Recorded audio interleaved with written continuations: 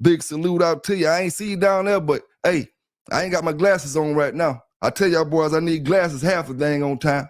You know what I'm saying? But yeah, I just wanted to announce I'm gonna take a little time out on my training, man. Far as it don't got nothing to do with my videos and stuff, because I can do my personal training. I just can't make a commitment to a dog right now, far as the training wise. And like I said, I update brothers and sisters further, whenever I'll be able to do some things, but we're gonna talk about a few things tonight, man. We're gonna talk about that niggerino stuff. We're gonna talk about the Eli stuff. We're gonna talk about a whole bunch of dogs. Nothing bad, I don't think, but I'm gonna ask my brothers and sisters a few questions. And plus I'm gonna drop the link, you know what I'm saying? I'm gonna drop the link as well so we can talk about should a pit bull be trained to bite. And I want brothers to come give their honest opinion. And like I said before, understand that everybody's opinion is valued. You know what I'm saying? Nobody is opinion is more, means more than the next person. So don't be afraid to say what you want to say, or just say what you want to say. I'm gonna drop the link down in the chat, for that in a few minutes. Let's see here.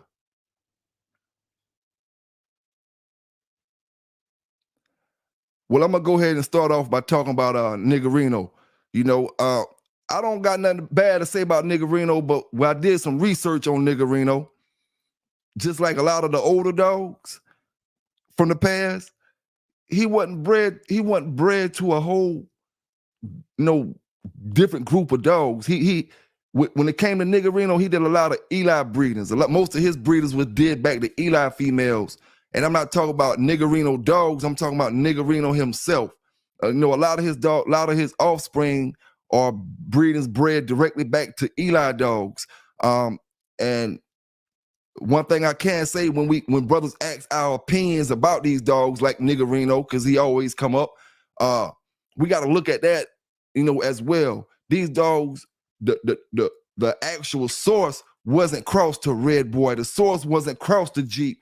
He didn't cross to a Bolio female directly from him. I'm saying, and different things like that is ways you find out, how dogs breeding and stuff like that, and which dogs is producing the best, and great dog. We can't say nothing about niggerino, but when I look at his online paired offspring list, it's not a real big offspring list, and that's a good thing sometimes, because when a dog produce a lot of good dogs on a small offspring list, that just show his production rate.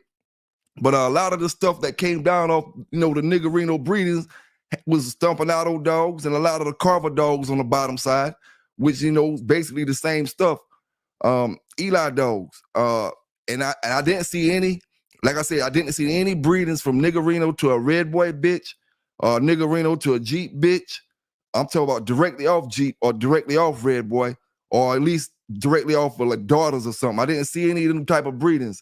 So when you don't see these type of breedings, that just show the lack of dogs out here that could be, say the niggerino would have crossed with a Jeep. We don't know how that would have turned out. The same way with the Jocko stuff. We don't got enough. Only thing we got is the Red Boy. You know what I'm saying? We don't even got nothing else to say. Jeep Jocko, Bolio Jocko. You know what I'm saying? It's always Red Boy Jocko and then something else. You know what I'm saying? Because of the lack of breeding with Jocko. Same way the lack of breeding with niggerino. But I think, make some great dogs. I didn't talk about, I didn't bring them up tonight to talk about nothing bad about them. You know what I'm saying? I just know I was looking in the offspring and I see he didn't really breed to anything besides Eli dogs. And then another thing that comes into play is when you, the different areas these dogs are in. Some of these dogs are living when other dogs are dead. And, so they're going to play a big part as well. Now,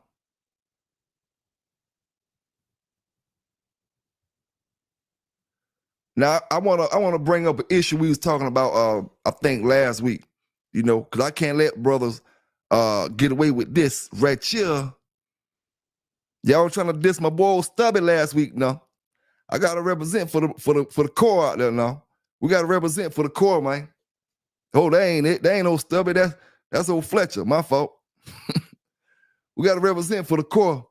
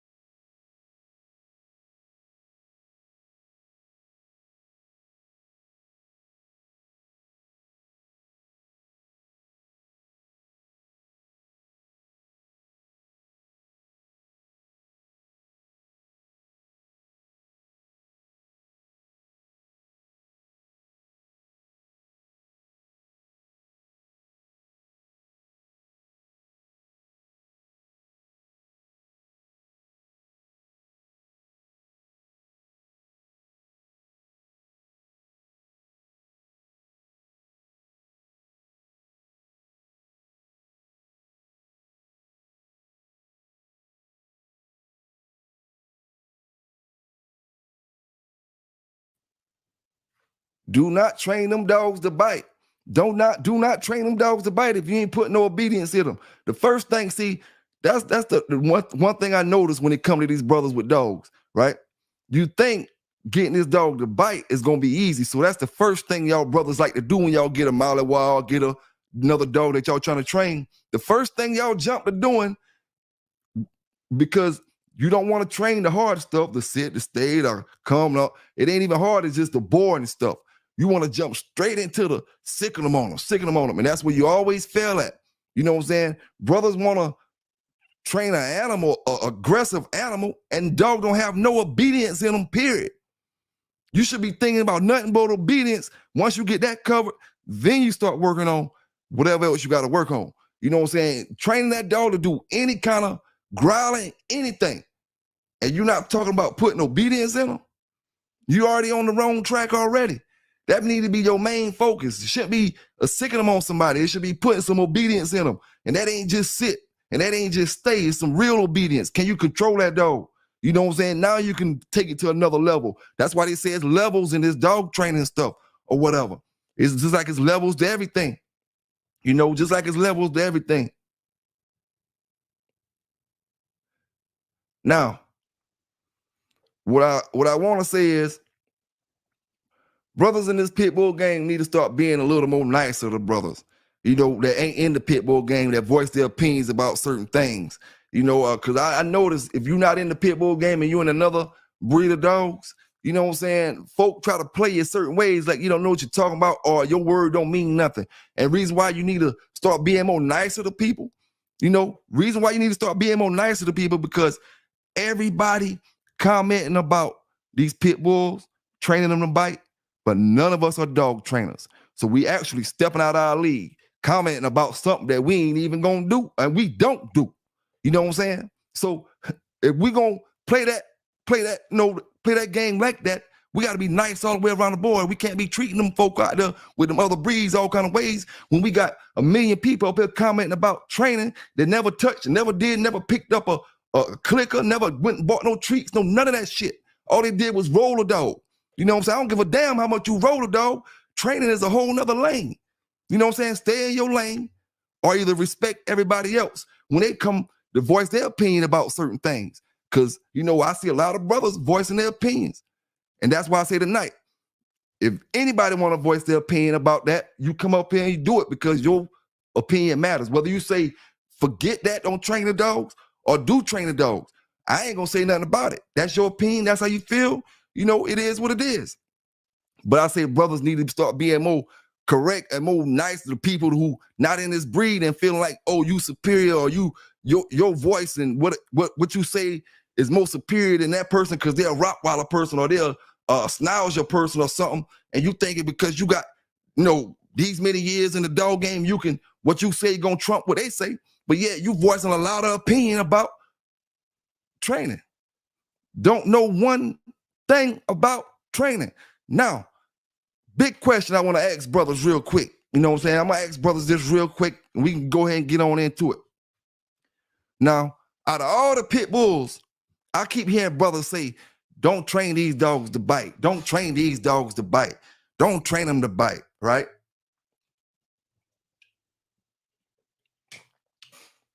Out of all these pit bulls that attack people in the last 5 years. Now, you know I do shows for the last couple of years about this. All the dogs ain't pit bulls that be attacking people, right? So we already see the dogs that be attacking people ain't pit bulls. Now, which one of these dogs that y'all seen on anybody's website, news thing, or anything was a trained dog that went out there and did that? A trained pit bull like that. So now, y'all putting a stereotype on a dog that you don't even have statistics on. You know? You don't even have statistics on how many trained pit bulls went out there and bit somebody. But you're talking about don't train a dog to bite. Don't train a dog to bite. Why? Because you're stuck with one little mind frame around that one little group of people. I tell you, get out there and see the world, man. Get out there and see the world. You know, it just is what it is, man. It just is what it is, you know. You got to call it how you see it sometimes. Play it how it go. Play it how it go. Not one of them dogs Y'all brothers claim ain't pit bulls, you know, when they're attacking people when I'm playing these shows. Now, break all them dogs down. The ones that are pit bulls, that we seen are pit bulls, which one of them was a trained damn dog? So why y'all so scared of trained dogs biting? Who got y'all afraid of teaching a pit bull how to bite? Because you see the one that bite on your chain is not trained, how he act? That's two different dogs, fam.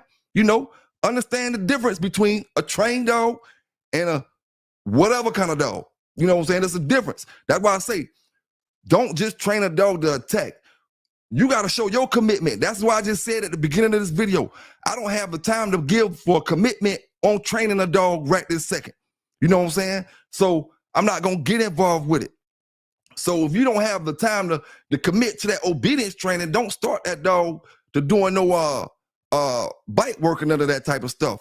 You know what I'm saying? I'm about to drop that link down in the chat so my brothers can come up here with me. Anybody want to come up here and voice their opinion about that there? Let me get that link for you.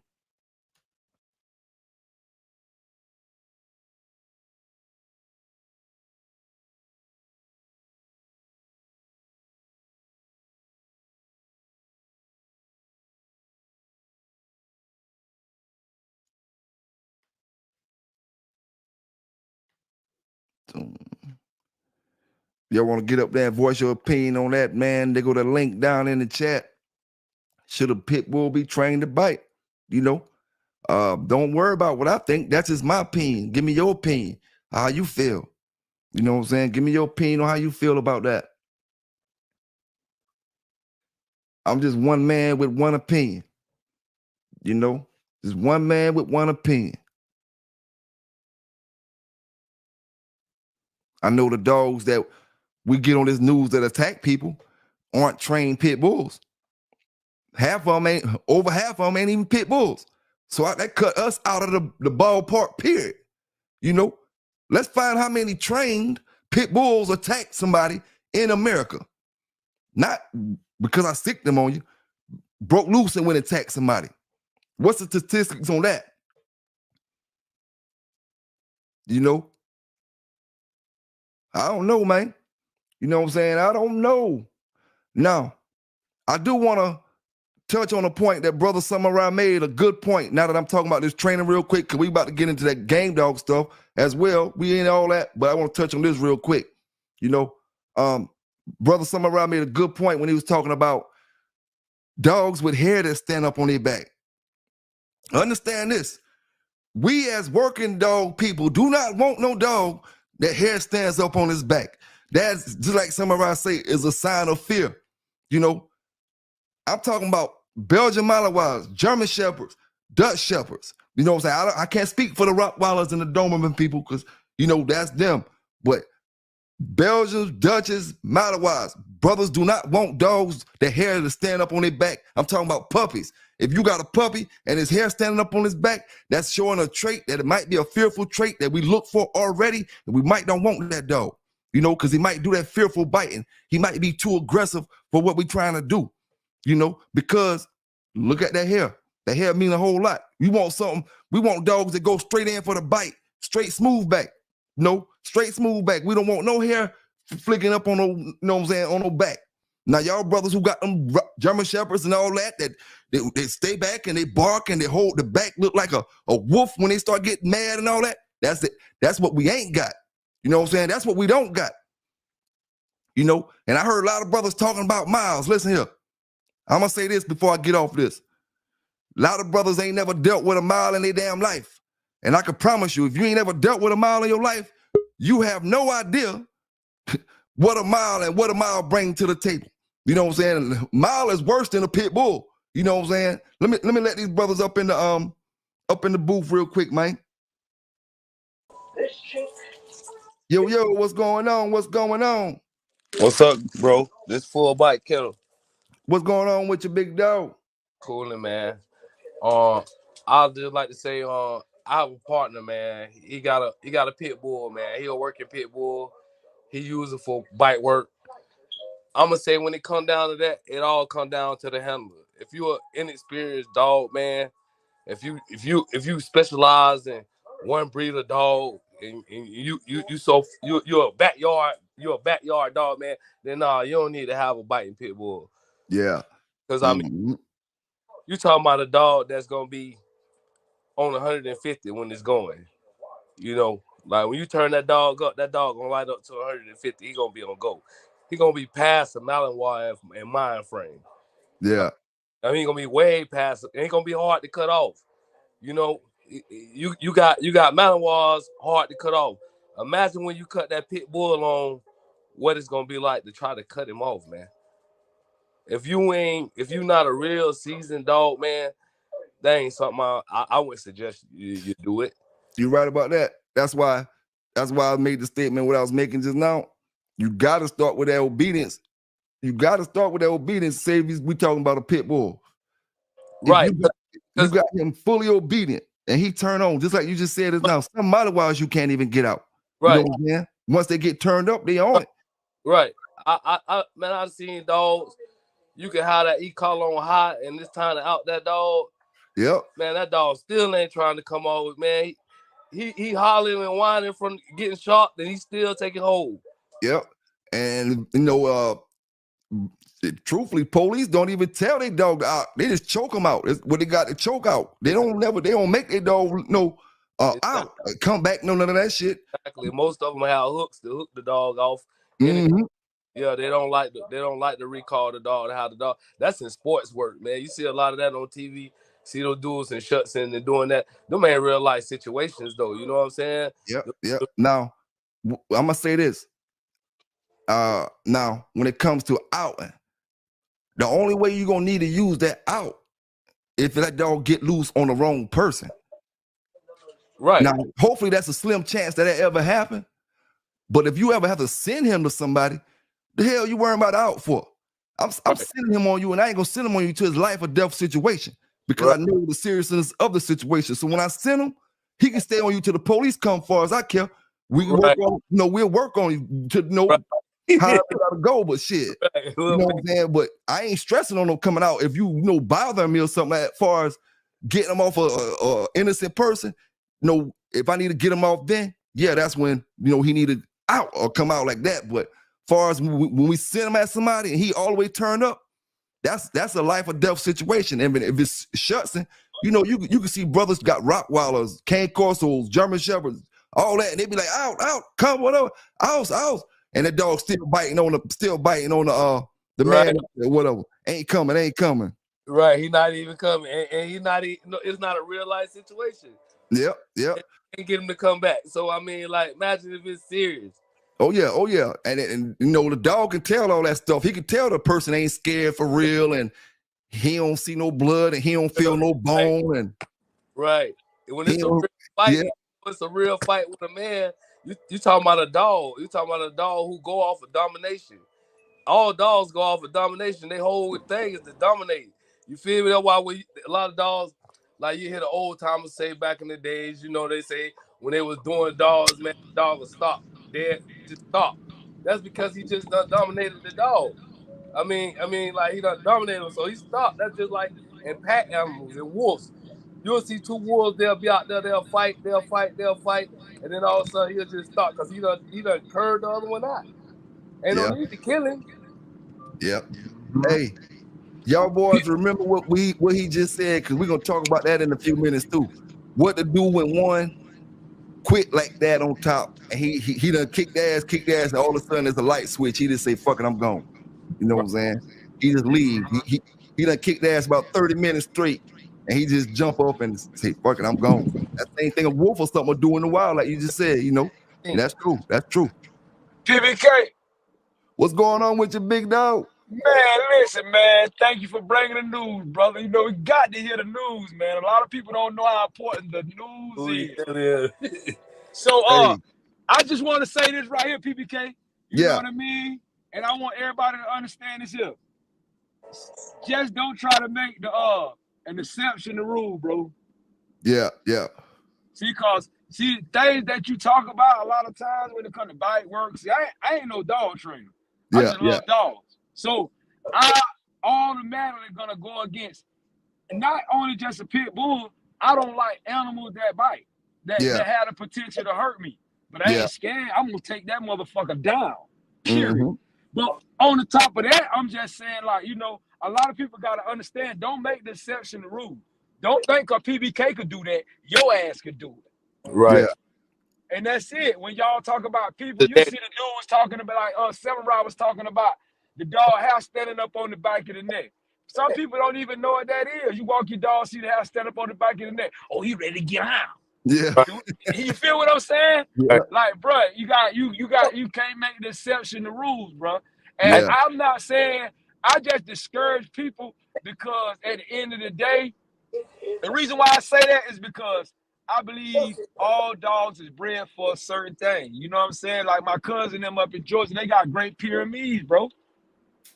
It's a beautiful dog, but it's been bred for centuries for certain things. German Shepherds, Belgian Malinois, you know, they all come down, Rottweilers. These dogs been doing this for years, bro. And I'm not saying don't do it. I'm saying do whatever you want to do, but don't make the exception the rule and just be man enough to say that. Say, I taught him that.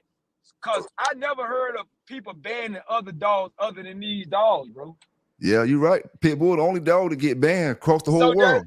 And you already at a disadvantage. I'm gonna say this, man. And when you're dealing with the Dutch Shepherd, Malinois type dog, bro, a lot of people don't understand when you get into that bite work, man. You doing this bite work with these dogs, and you have to put pressure on these dogs. Some of these dogs, man, they don't respond well to pressure, and the dog will turn around and eat you. Yeah.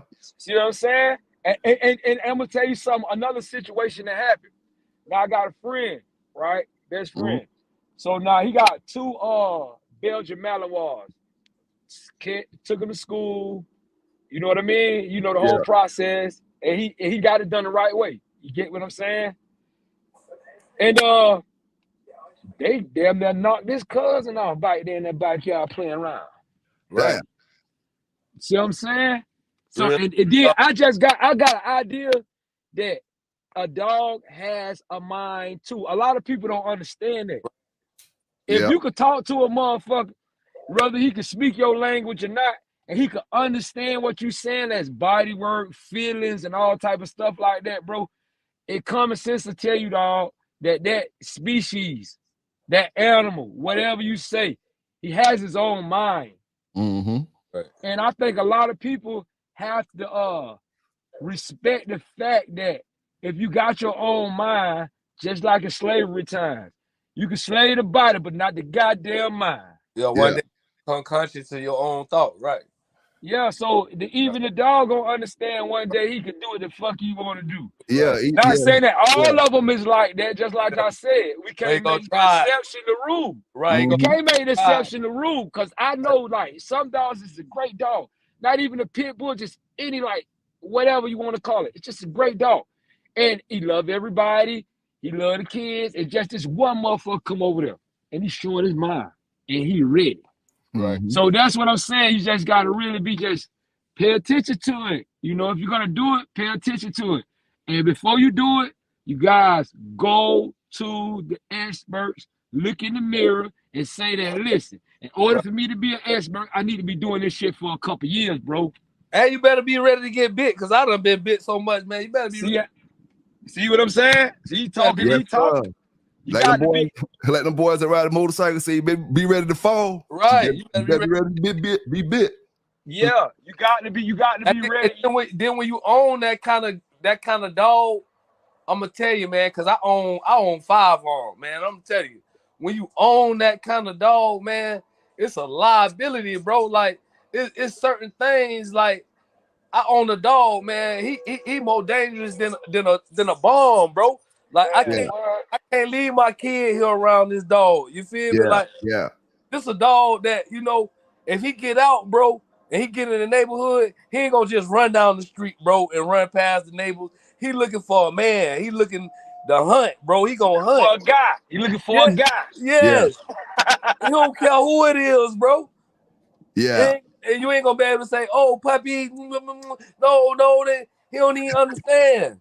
And a lot of people don't understand that animal has its own mind. Right. That's a very important thing that you can never. That's why they listen to you. That's why they're trainable. You can't train something without a mind, bro. Oh yeah. No matter how much you train them, they gonna always do what they want to do at the end of the day. He got his mind. That's why they quit. That's why they stop. Just like you say, I don't want him to stop. But he, like his bro say, he punished him up and beat him up and down the street. How much you want me to beat up on the homeless? That's how he thinking in his head. Like, what the fuck you got me in front of? Like, but you got to understand the mind, bro, and just understand. Like, if you're gonna do it, just understand. Look at yourself in the mirror. You gotta be 1,000% honest with yourself. You gotta be definitely careful with the pit bull terrier, man. Cause when you stimulate that dog, their mind, man, I'm telling you, man, it could be bad, bro. Cause we got Dutch shepherds, man. You get them highly stimulated, and then they like to play the game so much, and you pull them out the kennel to play the game, and then once that dog feel like, oh, you finna put me back up, man, that dog ready to eat you, cause he don't want to go back in the kennel. And let me tell you how he's smart enough to know, like, you finna put me back up. Not to get you off subject. Listen, pit bulls climb good. Listen, let me not to get off subject. I tell you, my cousin have got them great pyramids, ain't it? Yeah. Listen, so I got a pit bull. My cousin got a pit bull. We over there, they puppies. Man, they went acting crazy. The pyramids came and broke that shit up. Back up, boy. Stand down. I won't even do that out here. Right. I say, whoa. Right. But that's to show you that he has his own fucking mind. Right. Yeah. And he was letting them know. Y'all don't do nothing I don't say do. Right, and they respected it. You motherfucking right, they respect it. Hands down, they gonna respect it. He don't play. But that's just, it's the breed. A lot of things, what I want to tell, a lot of things is the breed, bro. And they gotta understand that. I'm not a fan of it because of what I just said. That's the only dog that I ever heard of been banned. Hey, I promise you, dog. You right 100% what you saying about them pits.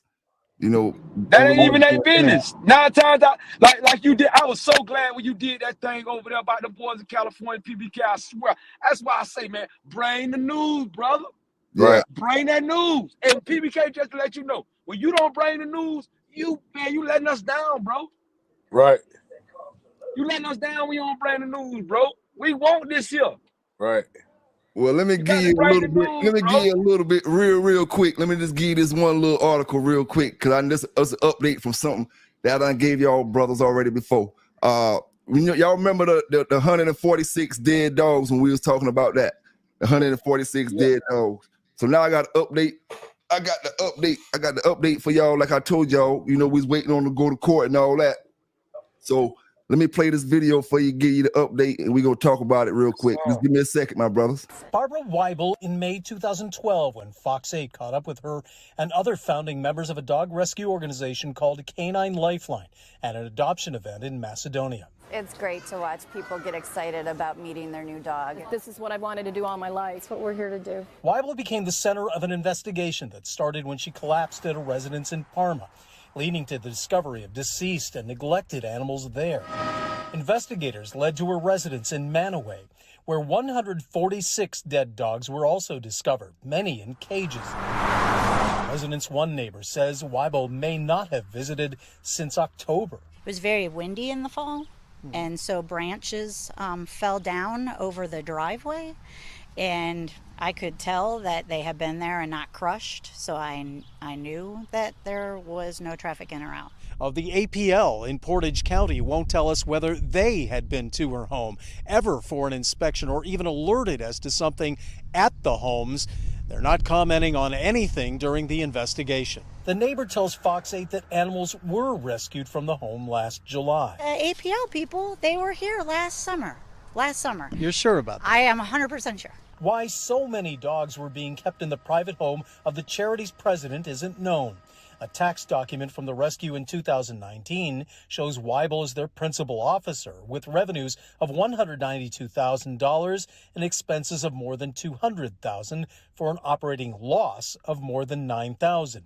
As far back as 2012, when Fox 8 featured the rescue, they were bringing dogs here from southern Ohio, Kentucky, and Tennessee. The neighbor's border collie, Piper, one of their rescues, but she said she never dreamed of the nightmare at the Manaway home. So these dogs have terrific personalities. They just need a chance. Like, I couldn't even fathom that amount of dogs being left behind and abandoned. In Manaway, Ohio, Dave Nethers, Fox 8 News.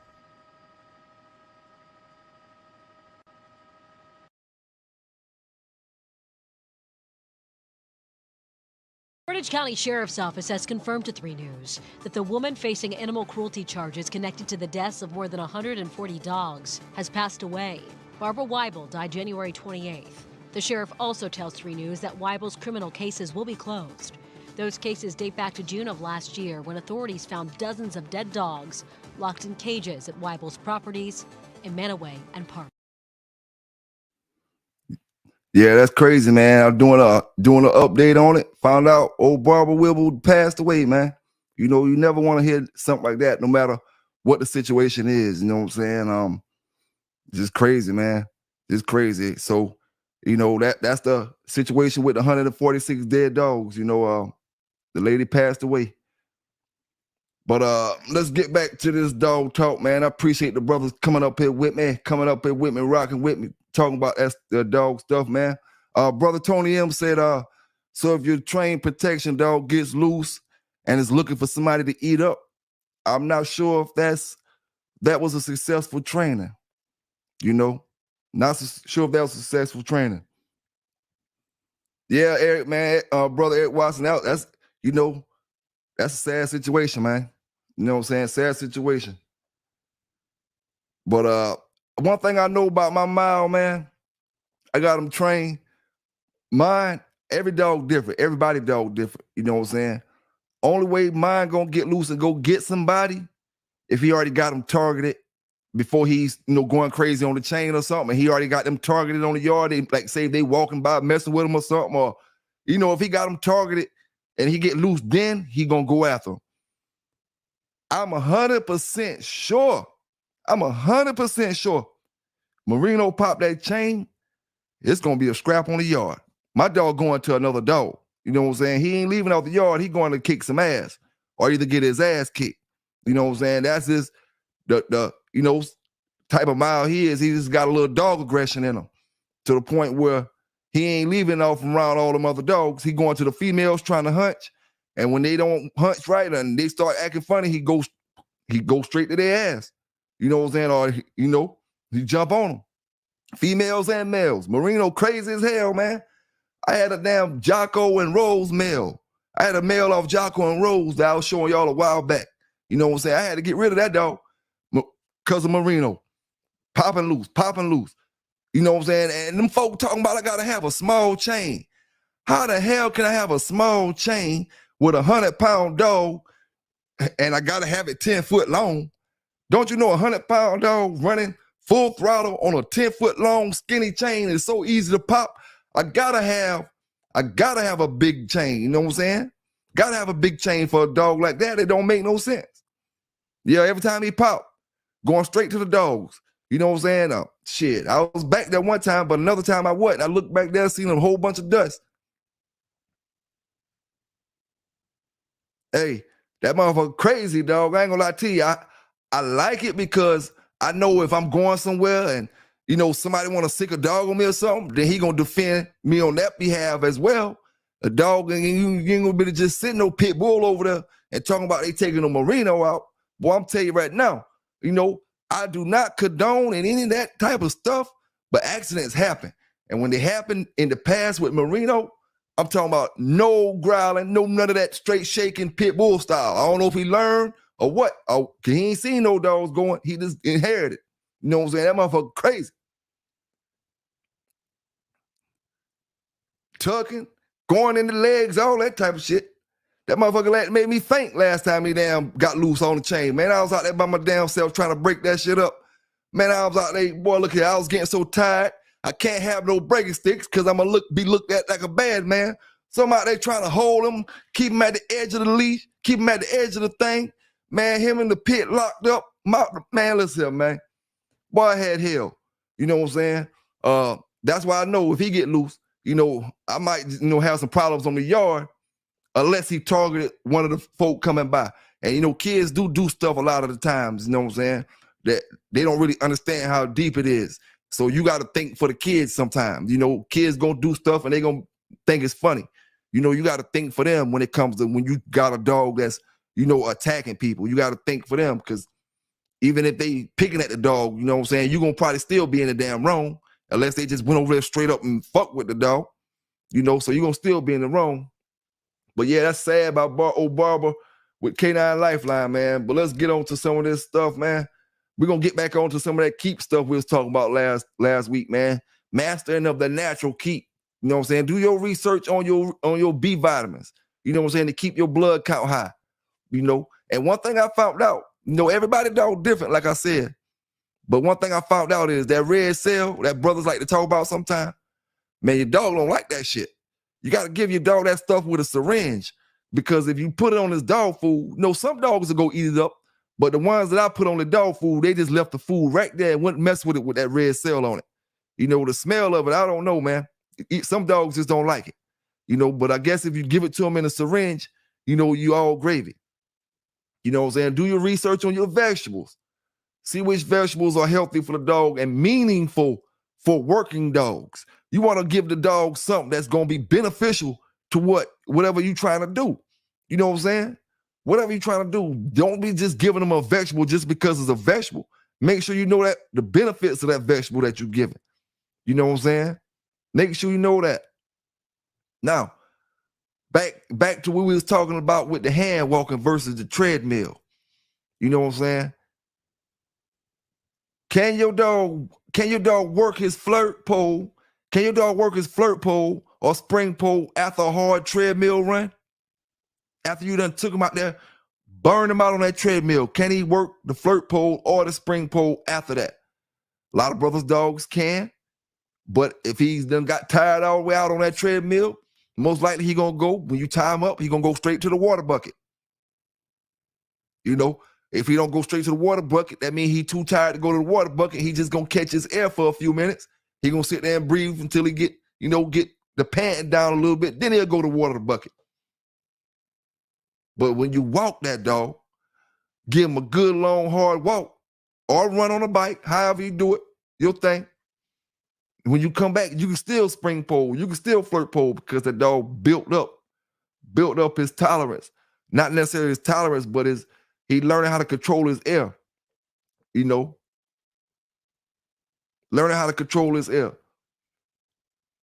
See, one thing like I say, everybody keep different. And you can use somebody else keep, you know what I'm saying? And it'll never work for you. It's what we call trial and error. Get everybody keep whoever you want to take advice from, but you still got to do trial and error and use your own strategy or whatever. You know what I'm saying? But at the end of the day, a old schooler told me this back in the days, you know, how to handle certain things. You want to come work that dog specifically how he going to be at that show. Whatever kind of work he was going to do at that show. So let me give you an example. Back in my days when I was in the Westerns and all that type of stuff, you know, Wild Wild West days, what I would do, my first 5 or 10 minutes will be a lot of energy. You know, he told me to use a lot of energy my first 5 or 10. Now, with the stuff that I'm saying, don't take this for law, brothers and sisters. This just coming from my side. You know what I'm saying? My opinions are you know, little things that I may do, you know, but first 5, 10 minutes, we talking full energy, you know.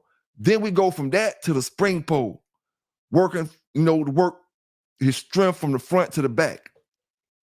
Then after we do a little bit of that, we go to 5 minutes of weight pull. And from that, we go back to a walk around, you know, may walk around the town or something. But the reason we doing it like this, we trying to simulate him in that show back in the days. We know when we first let him from between our legs, he gonna come out, boom, boom, boom, boom. Gonna be a wrestling match the first 5 or 10 minutes. So that's why I'll burn him out first 5 or 10 minutes. You know, burn him out that first, not necessarily burn him out, but just give him a good, where he's using a lot of energy that first 5 or 10 minutes. Then, you know, afterwards, we, you know, the second little exercise, we're doing the spring pole and the flirt pole. So we're working the power from his front and his back end. You know, reason why we're doing the weights after after the flirt and the spring pole, it's because we're trying to simulate him pushing weight around later on in the show. You know, him pushing heavy weight that, you know, because you know the dog's body start looking limp and all that stuff. He looked like he was 45, but now he looking 43 and 42. You know, so you just got to get him used to pushing that weight at about 45, 60 minutes, 30 minutes or whatever. Get him used to pushing 5, 10, 15 pounds heavier than normal. You know what I'm saying? Whatever weight you got him pulling, he pushing that, and he used to pulling that weight after he's already tired. You know what I'm saying? Not pulling it fresh. Yeah, any dog can pull a fresh set of weights. You know, we done burn him out, and he's still ready to work. He ain't burned out. When I say burned out, I don't mean burned out. We got him good and hot, good and worked up, got his carburetors pumping. You know, that water, I used to like to say, the water dripping out them carburetors. You know what I'm saying? Got them carburetors bumping. We're going to go 5 minutes with the weight, then we're going to go back walking again, you know? And we're going to get a whole lot of training in, and we're doing it in the style of that he hopefully be working in. You know, come out fast, then, you know, get in a little slow pace type thing. Then he after he start getting tired, you know, he pushing that weight around. He may play the bottom, you know, 30 or 40 minutes in the show. That pushing that weight later on in his training, gonna have him where he used to pushing that weight. At least that's a mind thing that we, you know, may go in with from off this side, or the brother that told me that. You know what I'm saying? It's just like preparing, you know.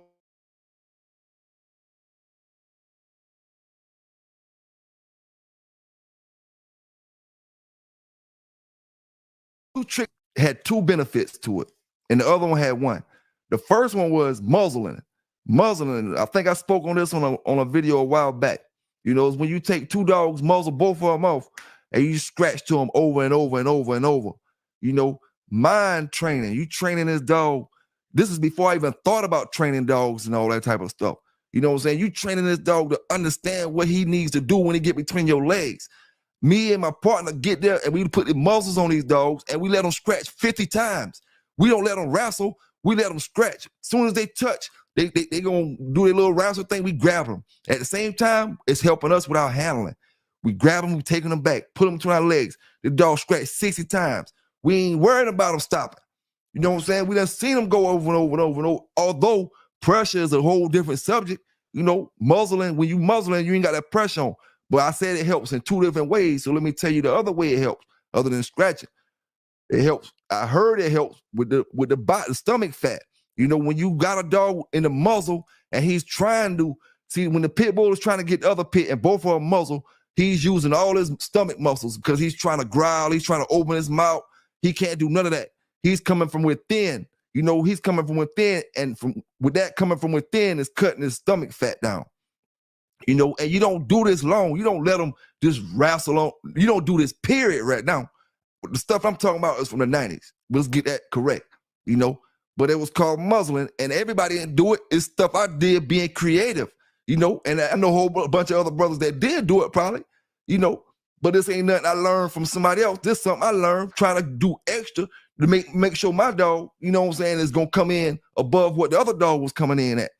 You know what I'm saying? So we scratched 30 or 40 times. We hot as hell. The dog's still scratching over and over and over. We just let them go, boom, letting them hit, boom, boom, boom. Now the other scratching technique is going to help in 2 ways as well. I said 1, but it help in 2 ways as well. You know, and what I do is, in the middle of my weight pulling, I let the dog, okay, I got his weights on him, right? I usually back then would use a heavier chain, you know, have him pulling a heavier chain, okay? Now, I got him between my legs. I got a long flirt pole when I'm doing my weight pulling with. Long flirt pole. So what I do, I got him between my legs, and I throw the flirt pole off to a distance, you know? Now, he want to get that flirt pole. I let him go. I get to the flirt pole before he do because he got the weights on him, so he can't run as fast as I could. You know, all this training gonna help train me as well. There's no real dog conditioning that you can do. Dog conditioning ain't meant for a lazy man. Let me put it like that. You know what I'm saying? No matter if you're conditioning for a treadmill, confirmation, whatever. You know what I'm saying? It ain't meant for a lazy man. You know, get you a treadmill and work it how you got to work it, and then you're gonna see why these brothers stepping ahead of you, because they're doing the extra and small stuff that you ain't doing because you lazy. You know what I'm saying? And it just is what it is. You know, I was a firm believer back in them days of conditioning a dog for the situation we was going in. Just getting them right for the situation we was going in. That's what, like I said before, nighttime. If I knew I was gonna be going in the evening, then a lot of times I'm gonna be conditioning in the evening. So when we go out for our show, that he think this is still play, just like that brother said just a few minutes ago when we talking about the training. The dogs want to play. They thinking we coming out. So now this dog thinking we coming out to play tonight, but we coming out to show our ass tonight. You know what I'm saying? And he gonna treat it just as any other play day because I got him right and I made sure that his energy and all that stuff was, everything was legit. But he thinking he coming out to play. You know what I'm saying? Big salute to my brothers in the chat, man. Let me see what my brothers talking about down here, man, because I've been neglecting y'all for a few minutes. You know what I'm saying? A big salute to my brother. Let me see. James Smith, salute to you, fam. Full bite. Big salute to you. Appreciate you for rocking with me tonight. Yes, sir. Ed Watson, appreciate you too, big dog. You know what I'm saying? Don Juan Black, salute to you, fam. Appreciate you dropping in tonight. Yes, sir. The hand walk, man, we can't never underestimate the hand walk, and the treadmill is a great thing. The treadmill is probably the best thing that ever been created for a dog, man. Because, hey, imagine a treadmill wouldn't have been created. You would have had to do all that stuff, hand walking and all that. If the treadmill used right, it can be a very superior object, weapon, tool, whatever you want to call it, when it comes to competing with your dog, if it's used right. And it can also be something to tear your dog down, destroy your dog, tear his muscles, tear ligaments, pull ACLs, just like football players, MCLs, ACLs, TCL, whatever, any kind of CLs. You tear a ball on that treadmill dealing with a dog the wrong kind of way. You know what I'm saying? Now, big salute out to my brother Cure Hunter out there. He said, do you not realize you teaching people how to condition dogs for war?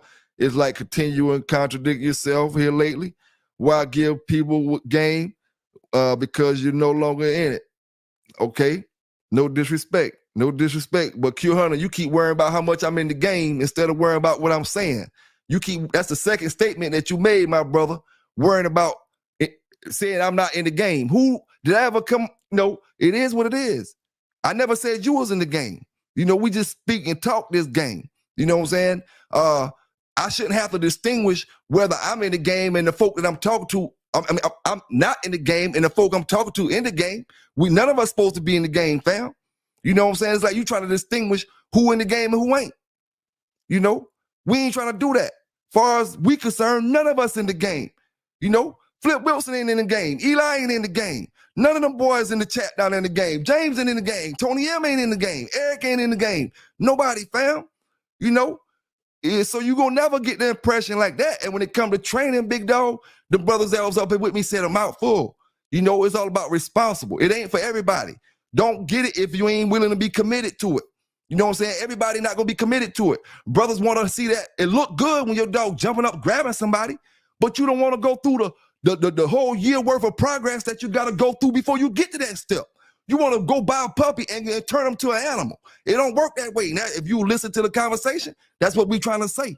It's never leading brothers the wrong way. For one, we was talking about training dogs. Now, the story that I'm giving you now is talking about the 90s when I was doing something with the American Pitbull Terriers that I wasn't supposed to be doing. It's two different stories. We ain't gonna intertwine both stories together and say, I was talking about this and I'm talking about this. I was talking about training when I was talking about training. Right now, I'm talking about, and I said clearly just a few seconds ago, I didn't know nothing about training when I did this with these pit bulls. You know what I'm saying? I didn't know not one thing about training. Now, when we talking about training, we was talking about training. Now, I want you to come up here, brother, and give your opinion, like I say, because nobody's opinion is more valuable than the other ones. You know what I'm saying? Everybody's opinion matters, So if you want to come up here and explain it, you can explain it. You know what I'm saying? But shit, I can only, one thing about it, no matter what I tell you, you're going to condition your dog, Hey, let me drop that link. Let me drop that link down in the chat real quick for my brothers. You can condition your dog. We could talk about conditioning. And is dangerous. It's any dog that you train to bite is dangerous, man. Y'all got to stop getting it and twist it like it's just a pit bull. You know, any dog you train to bite somebody is a dangerous dog. You can't treat the pit bull no different than you could treat that damn schnauzer, or no different than you could treat that boxer or band dog or that damn whatever other kind of dog. You got to treat them all the same way. You can't treat none of them no different. You know what I'm saying? Let me drop that link down in the chat for my brothers, because everybody got to give their opinion tonight. And my sisters. We waiting on some sisters to get up here and talk too. Yes, sir. Salute to all my brothers and sisters, like I say, down in that chat. And salute to you for rocking with the Bay. Hey, Stephen Jacob, man, appreciate you. Part 2 will be out in a minute, my brother. Appreciate you for rocking with the audio book. Part 2 will be out in a few minutes. You know what I'm saying? I hope y'all brothers enjoy it. You know what I'm saying? Appreciate you. Socrates, what's going on, big homie? What's going on, big homie? I dropped that link right there, full bite. You know, but who said that? Cure Hunter. You ain't wrong what you're saying about the biting stuff, bro. But when it comes to me being in and out, that's regardless. That's needless to say. Everybody that come to my channel know I'm out the game. You know what I'm saying? So it is nothing to it. What's going on with your big homie? Yo. I just want to clarify something for my boy Tony M. He say a trained protection dog. Well, homie, I train these dogs. This is what I've been doing for the last 25 years. Yeah. Not every dog you gonna get is gonna be able to take. Your family ain't gonna be there when it's time to do bite work. Your kid's not gonna be there when it's time to do bite work. This dog don't know them, bro. This is a tool. This is a weapon. This is something you're using for either your job, your field of work. This ain't a family pet. Now, I have a dog inside the house. She a family pet. She has protection work training to her. Yeah, she has bite work. She grew up in the house. But then I got those dogs outside in the kennel that don't come in the house. Yeah. Ain't no kids ever going around those kids. Those dogs don't know the kids. Mm-hmm. Those dogs ain't in my. Those kids ain't going in back there in the yard in my kennel area where the dogs are being housed at. They not feeding those dogs. They're not taking care of those dogs. So the dog don't know them nor respect them. Yep. The one that I have in the house, even she grew up in the house. It was moments, bro, when the kid would put the dog in the crate. And as soon as they put the dog in the crate, the dog will light up and go off. Rah, rah, rah. The dog basically letting the kid know I have really no respect for you.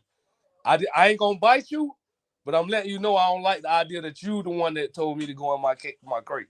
You're not my owner. Like the dogs, you talking about dogs that like I know for the shepherds, they want owner dogs. Dutch shepherds, Malinois. Yep. You can have them around family. Some of them do good in family atmospheres. But this is what I do know: the ones that really, really bred from Holland, like the ones we were importing. I ain't talking about no dogs that just was bred in America. I'm talking about we was importing these dogs from Holland, straight from the police department in Holland.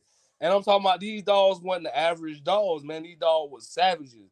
They was killers through breeding and genetics. Yep. Hey, you dogs said come out like that. Yep, you said something just now, dog. That dog a weapon. You know what I'm saying? I ain't gonna lie to you, dog. A dude really got to do something serious to me for me to stick my dog on him. Not just no slap me in my face and all that, because I can fight you. You know, whether I win or lose. If a dog get loose, if you hit me while the dog with me, okay, well, you might get bit. But I'm not gonna send him on you because you slap, you know, unless I'm just pissed off and want to prove something to you or something like that. But I know the seriousness of this shit. Once I say get him, right, that gun is a fucking weapon. If you got a gun on you and if you faking with a gun and if you don't pull that gun out instantly and start shooting instantly, about in a second, that dog on your ass. Right. You know what I'm saying? You can have a gun if you too close up on me. That gun is meaningless to you. You know what I'm saying? Because am I gonna be a pussy and let my dog bite you and let you pull out a gun and shoot both of us? Right. You know, once my dog on your ass, we just gonna jump you. You know what I'm saying? And get you down and, you know, get you off balance or whatever and take everything out your pocket. You know, we're going to strip you all the way down. You know what I'm saying? It is what it is. I ain't going to lie to you. You ain't going to have nothing on you. Fucking with me. I'm taking everything out your pocket, everything. You know? Hey, PBK, now these boys, they talking. Now, you got the boy Shield up there in Canada. He one of the best protection dogs trainers on YouTube. I would say he big on YouTube. He got the biggest name on YouTube. Protection dog. He went to Holland and imported a dog too. The dog Mace. He imported the dog, bought the dog here. He done tried to sell this dog 3 or 4 times. Every time he done sold the dog to somebody and they got the dog was fine for a few weeks, for a few times. But it's just that certain episode that triggered that dog, and the dog light up and eat their ass up, and he end up back with the dog. Yeah, he a damn he probably is a bad dog. Hey, yeah, Steven. Hey, I'm gonna tell you right now, I send mine on you. Shit, I'm gonna go ahead and take everything in your pocket. You know what I'm saying? Run that shit. You know what I'm saying? Hey, thing about it, like I said, I don't play no games. I take that shit serious. You know what I'm saying? You can't just talk no trash to me and I'm gonna send my dog on you. You can't do none of that. I'm gonna send my dog on you. Can't. I know if I can handle myself in a situation or if it's too much. And the common sense tell anybody if you go hit a man with a damn dog in his hand, you're gonna get bit. I don't care if the dog trained or not. You're not gonna go hit nobody with a dog in the hand unless you just don't give a fuck. So it is what it is at that point. You know what I'm saying? But far as the dog attacking somebody when the owner not around, hey, it is what it is, man. One thing about it, that's why these dogs aren't with everybody. They're not meant for everybody. I'm talking about the Malinois and the Dutch Shepherds and stuff like that. They're not meant for everybody. Them dogs, people underestimate them that don't deal with them dogs, but them dogs are ferocious. Them dogs are just as buck as pit bulls. They might not get the drive that pit bulls have, as far as the intensity and the ferociousness, but them dogs do a whole lot more than what a person think. Like they think you can call a Malinois off all the time. All the time you can't call them off. Just like you were saying earlier. Sometimes them dogs, when they get tuned all the way up, they tuned up. You know what I'm saying? And ask yourself, do you really want a Malinois that somebody can walk up to when you're not around? Whoever, everybody who making a statement, nobody's wrong. Like I said tonight, we just talking about certain things. 50 pounds. Do you want a protection dog that you training for protection and somebody can walk up and steal? Right. You know what I'm saying? I mean, just ask yourself that. The dog's supposed to bite somebody he don't know. This dog's smart. This is a herding dog. He keeps things away from coming into the yard. That's what they train for. You know what I'm saying? And you can't feed them through the gate and all that, though. Huh? You can't feed him through the gate and all that. No, hot dogs through the gate and he gonna wag his tail. No, ain't none of that. Ain't none of that type of stuff going on. Right. And when it comes to a pit bull, I understand what all my brothers saying, and I feel what everybody's saying. I definitely feel you on that because I played both sides of both sides of the fence as a straight up dog man in the dirt and a dog trainer. Trying to do my thing. Trial and error. What's going on, big homie? Man, I wish I had a baseball. I hit that motherfucker out the park right now. My homeboy Trial and Error in the building. You know what I'm saying? Salute to you, big dog. SAA10. Salute to you, big dog. What's the difference between a Malinois and a Dutch? To me, truthfully, nothing. The coat. I tell brothers, some brothers that all the time. You have a litter of puppies, and when the coat brown, they call them Malinois. The coat brindle, they call them Dutch Shepherds or black. They'll call them Dutches, and they could be all the same litter. It's just how some people do it. And everybody don't do it the same. Everybody don't do it the same. We got millions of people across this world. You know what I'm saying? You got millions of different ways where they bred those dogs just like pit bulls. Yep. And some dogs got different stuff in them, different bloodline, different. A lot of them got pit bull in them. No, they do. And know why? They do the same thing. They do the same thing that our pit bull brothers do that we talk about all the time. Put these papers on them. These dogs got pit bull in them, but they still got the papers on them, or they still got their BRN numbers or whatever they got. But they got pit bull in them, and you would never see it on the pedigrees. Don't know none of that shit. They got it in them though.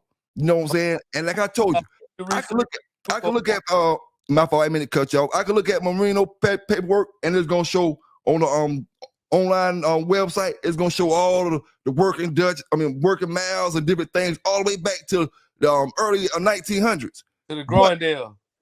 Yeah, but at the end of the day, some pit bull was up in that joker, dog. It ain't nowhere in the hell a dog, especially when I already know that they breed pit bull in them type dogs, and I see how Merino act. Man, that's a straight 100-pound pit bull. I ain't gonna lie to you, dog. I never in my life seen his hair curl up on his back. You know what I'm saying? And I ain't never seen him turn. I ain't never in my life seen him turn from a dog. You know, he ain't made for that. You know what I'm saying? He ain't made for that at all. But yeah, it just his attitude, man. Right. You know what I'm saying? Right. It's his attitude. But yeah, man. One of the brothers said something in the chat just now. I wanted to drop on just now. I see if I can find it real quick.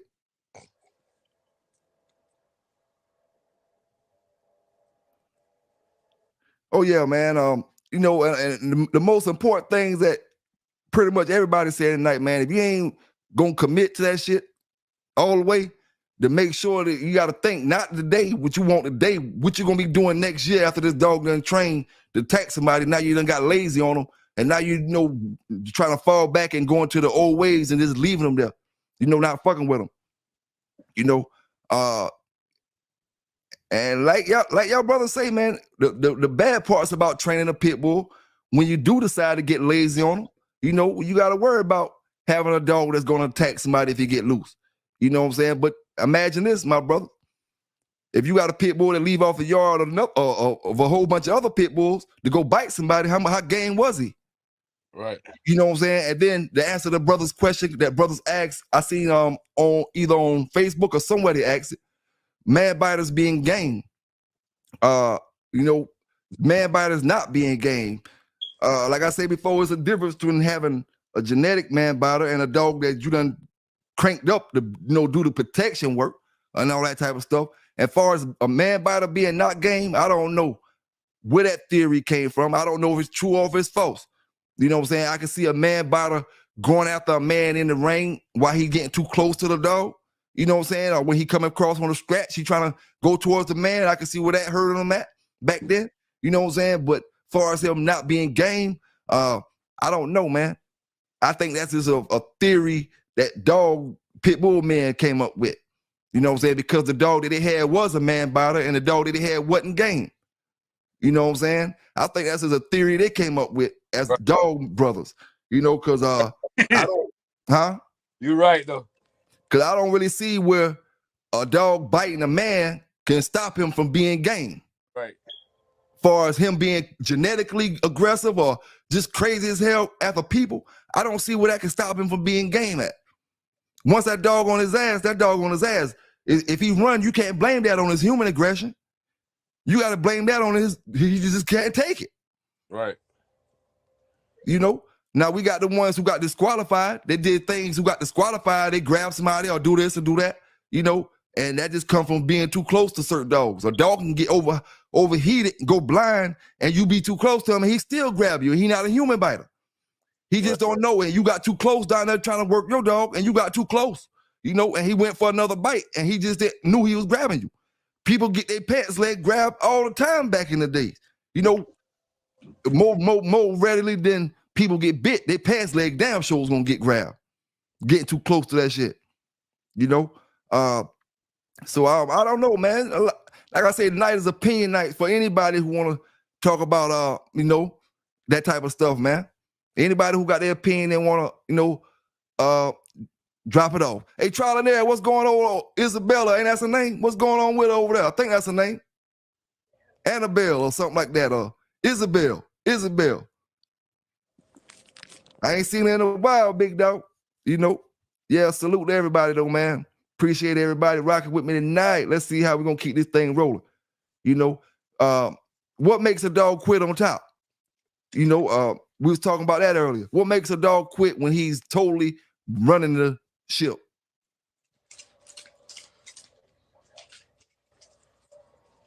You know what makes him quit, dog? Any dog. What make any dog quit when he on top? No matter if it's German Shepherd, Malinois could be taking a man out, beating him up, and just break off running. You know what'll make a dog leave when he on top of whatever he on top of? I think it's the natural instinct of knowing that he done made the opponent submit. Like once he done feel like he done conquered, it's a natural instinct. That's what the wolf do. The wolf, the alpha don't beat up. He don't kill the other wolves. He just beat them up. Mm-hmm. He don't kill them. He got the option to kill him. He the biggest, most powerful dog in the pack. The most experienced. But he just beat him up though. So do you think in his mind when he leave from off top of that dog, you think he already won? He just is going back to nature. Yeah. And he just leaving. Yeah. Going back to nature, and he leaving the scene. He done kicked his ass. Exactly. He don't think he losing. Exactly. Yeah, I could believe that. You know what I'm saying? Because like I think I said the same thing a while back. They going back to nature when they quit like that. Especially when they done kicked ass and this dog ain't doing nothing. He just hanging in there. Mm-hmm. He ain't doing nothing, and they just. And he done curved.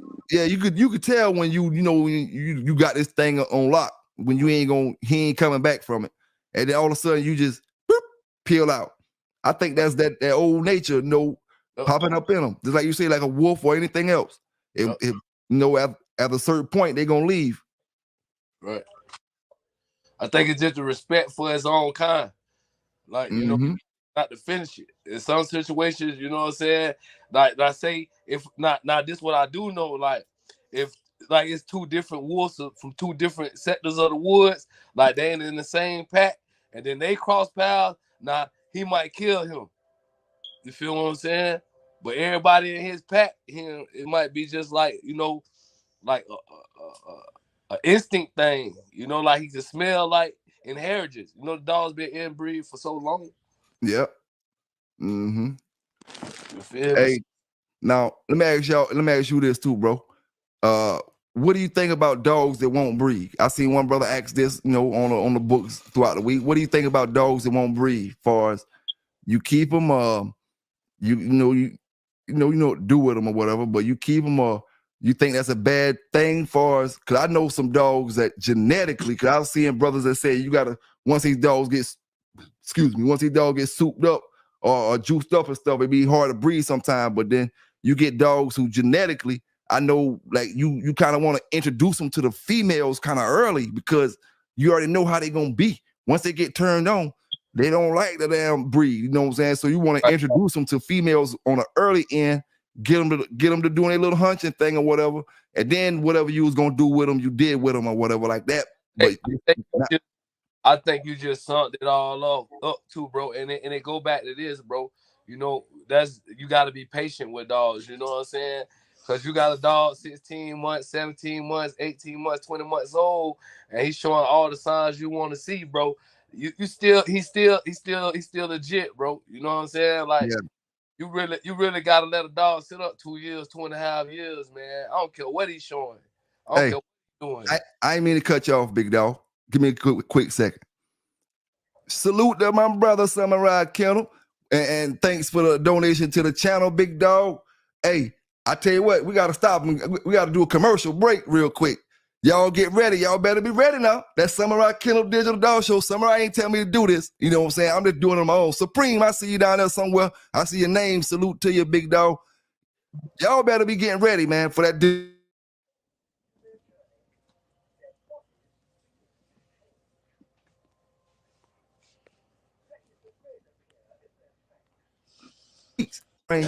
The more it seems like you can't get stuff done.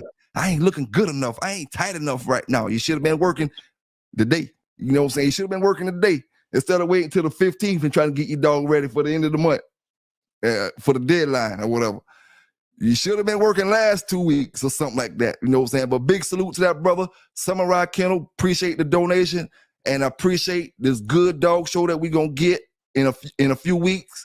We're going to see who the winners is of this thing, see who the runners up, see all the brothers that participated in this great thing. And like I say, when I'm talking about this, I got to send a salute to the brother down South Bottom with the dog show on May the 18th.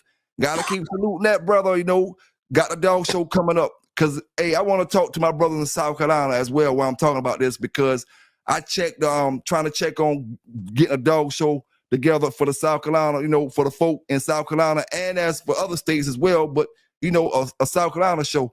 But we all think about Columbia, Charleston, Myrtle Beach. We all think be some of the best areas to do a dog show. My South Carolina folk, or my folk who do a lot of traveling in South Carolina. You know what I'm saying? Drop that down in my comments in the future. Let me know, even on Facebook or YouTube or whatever, where you think some of the best areas would be to do a dog show for everybody. you know, when it comes to South Carolina, Myrtle Beach, Charleston, it can be close to them areas. Columbia, it don't got to necessarily be in the city. It can be close to them areas or whatever you think the best areas are, you know, to do a dog show. But big salute out to all my brothers, man. Big Blue say Myrtle Beach, salute to you, Blue. I ain't even salute you yet, big dog. Ethan Brown, what's going on with you? Top Dog of Houston, March 22nd through the 24th. You know, y'all trying to compete in the Top Dog of Houston. March 22nd and March 24th. That's right around the corner. Ethan, my brother Ethan Brown said Columbia, the Metro. Yes, sir. Yes, sir. Richland County. Yes, sir, man. Salute to all them brothers, man. Yes, sir. Now, let me see here.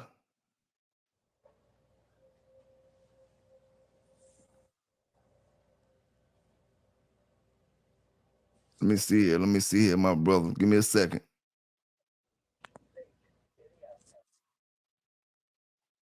Oh, all right. Now, when it comes to that keep stuff, something else we need to know that's just as important. Knowing it's time to let your dog rest. You know what I'm saying? You might be giving them too much exercise. Sometimes you just got to know to let that dog rest. You might have to let them rest for more than one day. You know what I'm saying? You might have to let them rest for 2 days. You know what I'm saying? It just depends, but you got to know what the dog looks like when he needs rest, man, when he needs time off. You know what I'm saying? You can't even work day after day, week after week without being stressed out. You know what I'm saying? Without just going crazy sometimes. You need 3 or 4 days off sometimes. So, you know, it may need more than 1 day. You know, you may need more than 1 day. It just depends on how hard you're working them. You know? And then that goes back to what I was saying about the hand walking. When you're doing hand walking, that kind of helps you out with that rest thing because you're not as stressed out as you would normally be on a meal. Your dog don't get stressed with that. That hand walk is a stress reliever. You know, you're not putting stress on the dog. When you hand walk them, you're relieving stress. The treadmill is a stress bringer. You know what I'm saying? You can stress a dog out doing too much of that treadmill. You know, when you need rest, you can see your dog work level drop if you're really paying attention to it. You know, you can see the work level drop. You're not getting the same intensity that you was getting, you know, a while ago. And understand, my dog brothers and sisters out there, that I never tell or try to encourage you to train a dog for war, you know. But if you decide to train your dog for protection, protection is what protection is. You get a gun for protection. If you come mess with a person with a gun, then it's war. If you mess with a person that got a protection dog and he trained it for protection, then that means it's war. So it is what it is when it comes to that. You know, it's all about being responsible at the end of the day and making sure that you about that commitment before you get started on something that you might not be able to handle in the long run. You know what I'm saying? And like I say, can you got to be able to look at a dog and see his work level drop. You know, pay close attention to your dog from the beginning to the end of the program. You know, too much weight loss gonna obviously make your dog weaker. You know, but too much weight loss too fast can mean too much of everything else. You know what I'm saying? It just, you got to know how to control that thing, man. That scale should be, to me, that scale is one of the most important things because I play with it. That's one of the things I play with throughout the day with my dog condition. I'm trying them in the morning. I'm going to know what this dog weigh. You know what I'm saying? It's not going to be no half a pound off when I'm trying to make 50 pounds or I'm trying to make 49 or whatever I'm trying to make. It's not going to be no half a pound off. I'm going to be on that shit, you know, dead on it. When he put him on the beam, 50 pounds, you know, or 49.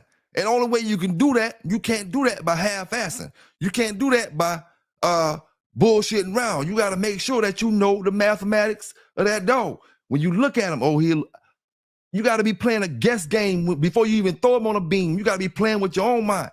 He going to be 50. He going to be 52 today. And then you know he 52 and a quarter, or he 51 and 3/4 and a little bit more. You know what I'm saying? And the thing, y'all brothers had the advantage modern day time compared to us brothers back then We had fish scales. You know, them tall scales without a digital thing on it and all that stuff like that. Y'all got the digital shit where you can see the points and all that type of stuff. You know, them little fish scales. Let me let y'all brothers know if you don't know. They can be manipulated. They can be tampered with and made to seem one way and look a certain way, but don't be putting the actual weight on that scale. If a brother know how to go in there and rig that, certain brothers know how to do it. I'm just gonna say it like that. You know, them digital scales, you ain't playing with them all kind of ways, and they accurate. You know, to the dime, to the point. You know, with them hanging fish scales, a brother be like, oh, you know, we want to argue about something when it comes to the points 1, 2, and 3. And the stuff a brother might shave the hair off his dog about. You know what I'm saying? So, you know, you had to play with that scale, play with that beam, know that dog inside out, no matter what, you know. And like I said, when you're paying attention to that, you can see when he working hard, when he seem like he need rest. When you're paying attention to the dog itself, you can tell every single thing that the dog desires and needs. You know what I'm saying? You can tell every single thing. Now, I want to make this statement right here real quick. Some of the best dogs, because a brother asked me a little while ago, let me take me a drink of this water right here. Brother asked me a little while ago about the big kennels and the little kennels. I'm going to tell you like this. Look, you may get some of your best bulldogs from the people that you want to look down on. You know, them people that you looking down on, them the ones you're going to get your best dogs from, because they going to make the crosses them big kennels ain't making, you know, and they going to get better dogs from it. They might not have the name that kennel got, but as you looking for, oh, I bought a dog from so-and-so, I bought a dog from Pelican Bay, or you buy a dog from your homeboy around the corner who got the best shit in the fucking country. You know, you ain't going to buy it from him. I see that every day. You know, brothers will go, won't buy my shit, but to go buy somebody else with some bullshit dog. You know, brothers do it every day. Don't support the home team. You know, it just is what it is, man. And everybody got a home team, not just my home team, your home team. You know, the next man home team. That brother got some good dogs, and the best dogs gonna be at the man house where y'all want to talk down on all the time, or y'all want to, not the big dog man that everybody talk shit about. No, the little man that everybody want to think he ain't got nothing. That man got the best damn dogs around. You know what I'm saying? And it's just gonna always be like that. Cause at the end of the day, he gonna make them breedings that big dog, that big man ain't gonna make. And he probably gonna be making moves that big man ain't making. You know? Now, Honey No Salt, salute to my brother Honey No Salt in the building. I seen you drop in there earlier, dog. I was talking about something I couldn't even get off on it at the time. But salute to you, big dog. You know, for them brothers who got them old family reds, we about to take the value up on them. We about to take the value up on them old family Southern reds. You know what I'm saying? Yes, sir. I'm gonna show you how to do that there. Like them cars, see, you got cars that lose value the moment you leave the car lot. And then you got cars that maintain the value 10, 15 years later. But see, with the dog thing one of very few things that you can leave, where y'all got their old family reds, my brothers out there. He was valued at this without you doing nothing, you know. I can increase the value up on them, you know. And that's the thing about it, you know. It puts your dog in a better situation. You got me helping it, and whatever you decide to do, whatever, you know, however you doing your dog, you know. At the end of the day, every dog that come from the Bay automatically free advertising, whatever, however, you know. Anything that came from the Bay is free when it come to advertising or bringing them dogs back to, you know, talk about them or however, you know what I'm saying? It is what it is. We gonna take the value all the way up, you know? And that's what we supposed to do, man. Keep that value going. We ain't losing value, we gaining value, you know? And the only way I can do that is put JD in the position for success. Put Mellow Yellow in the position for success. You know, that's the only way I can do it. Yes, sir, man. Now, when it come to that keep food, we talking about that keep food and them keeps and all that stuff like that. Raw eggs. The raw eggs, too much ain't gonna hurt you, dog. Some brothers like to cook, some brothers like to give it to them raw. I just crack the egg and just drop the whole damn thing in there. They eat the shell and all. You know what I'm saying? Collard greens. Collard greens, best if you cook them lightly steam them or whatever. Not all the way, just lightly steam them. And you got to keep the damn water in the juice. You got to make sure you keep the water in the juice because that's where all your vitamins at. Eli Monster, salute to you, fam. Salute to you. You got to keep the water from your collards when you cook it. And don't cook them all the way. Just steam them a little tad bit. Your cottage cheese going to be good for you. Do your research. Your bran flakes, like corn flakes with no sugar. The bran flakes, though, that's going to be good for your high-protein dog food. At least 24% meat-based dog food. When we talking about salmon, deer, stuff like that, you got dog food that got them kind of foods in it. Back in the days, I used to just buy a small bag of that damn Taste of the Wild or something like that because they have all them different things in it, the salmon, the sweet peas, and all that. I just buy a small bag of that for my keep, just for that one dog. And he the only one eating out of that bag, so it lasts him throughout the whole keep pretty much. You know what I'm saying? Maybe go into a second bag at the most, but if he the only one eating out of it, ain't gonna, it'll last, and that's a high grade of food with supposedly, because half these foods don't got none of the shit they said they got in it. Supposedly got meat, vegetables, and different things in it for the first 5 ingredients, at least. So yeah, man, collard greens great for your dog. Any type of greens I heard is great for your dog. I haven't seen a brother that say greens are good for your dog. But anything given the dog the wrong way probably could be unhealthy for it,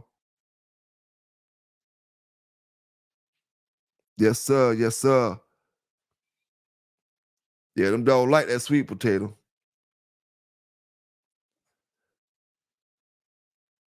Them dogs like that sweet potato.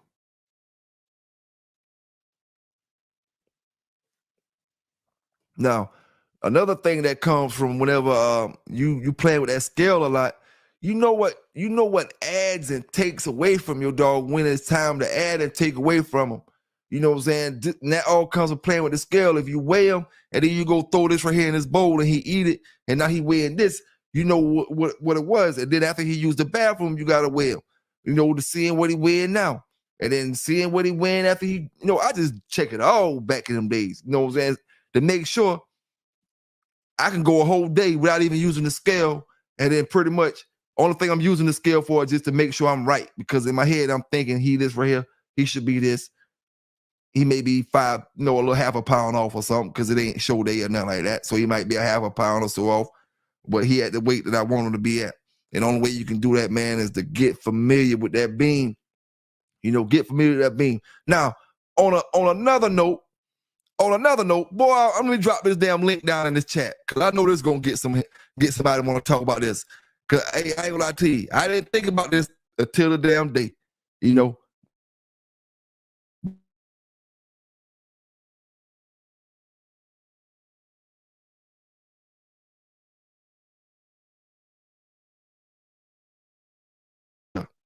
All right.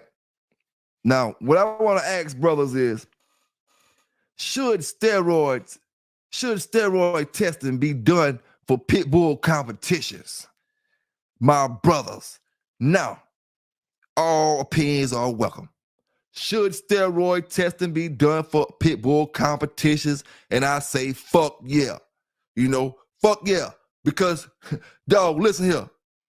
We all know that we didn't consider steroids cheating back in the days when we can do all that stuff with the dogs. But now let's be real about all these other competitions. Treadmill race, steroids, you're fucking cheating. Confirmation, steroids, you're fucking cheating.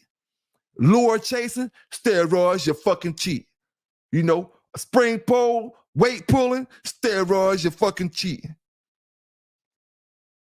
It just is what it is. So you cheating all them sports with steroids, but just that one in the box, it ain't considered cheating. I guess we give ourselves a little leeway, Just in a box, it ain't considered cheating. And I agree that, brothers, no, it was never considered cheating. But I'm just sitting here thinking, like, oh, we go to a treadmill race and this brother on steroids, and this motherfucker cheating, man. Motherfucker done went Ben Johnson on me. You know? Shit. This motherfucker cheating. You in the weight pool, you on steroids, man, you cheating. He gonna have to be some steroid testing up in this pit bull thing, man. You know? It's gonna have to be some steroid testing up in this pit bull thing. Somebody gonna have to advance the levels to this thing. You know, you brothers going out here pulling 2 houses when you weight pulling, man, you on something. You on something. And then this brother over here trying to play the game fair, he can't even keep up with you. You know what I'm saying? He can't even keep up with you. Salute Dickie Foster in the building, yes sir. Brothers can't keep up with you because you juiced up on steroids. But that's the way you brothers came up, like steroids wasn't cheating. Now, coming into this new era where brothers going more in detail into the sport of this thing, steroids is cheating. Steroids is cheating. Now, how many years we go until they bring testing out? I don't know. We may go another 20, 30 years before they bring steroid testing out on pit bull sports or any dog sports. Any steroid on any dog sport, shuts it. Imagine you got a pit bull out there on steroids doing shuts it. And everybody else, you know, just got their dog trained. Man, that's the dog that you ain't gonna be able to call out. That's the dog you can't call out because this motherfucker done in the zone and in red that you can't even be backed out because he on that juice. You know?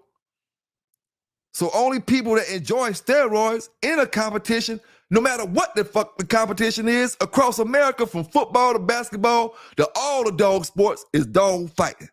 The only sport that steroids is allowed in that they say they ain't cheating in. You know what I'm saying? And that because I say dog fighting, that don't mean, you know, brothers got to stop being so sensitive and soft about certain things. You know, it just is what it is.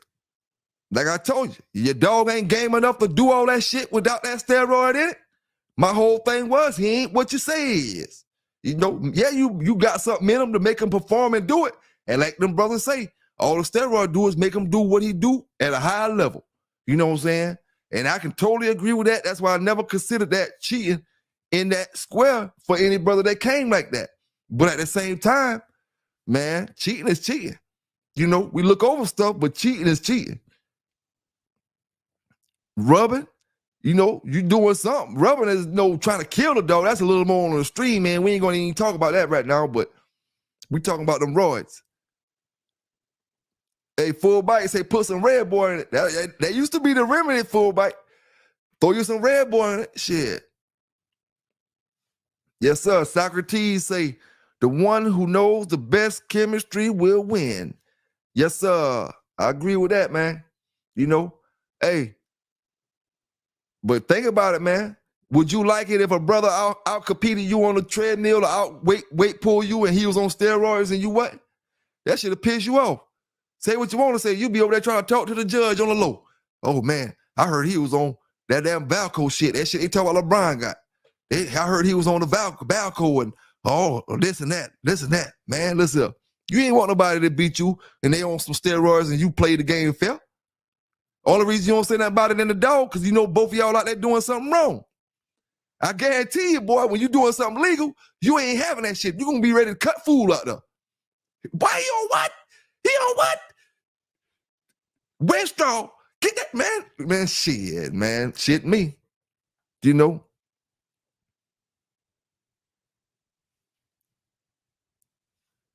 Yes, sir, man.